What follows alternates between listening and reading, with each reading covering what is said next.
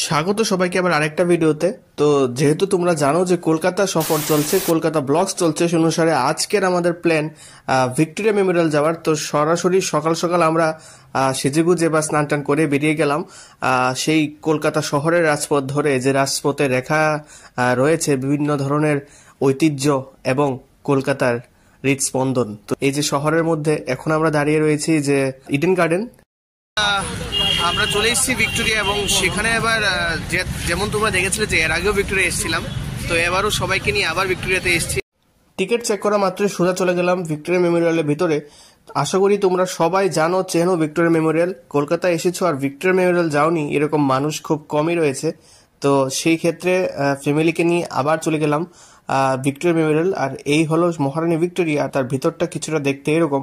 যারা যারা এখনো যাওনি, ইতিহাস বিজড়িত এই ভিক্টোরিয়া মেমোরিয়ালের একবার অবশ্যই তোমাদের যাওয়া।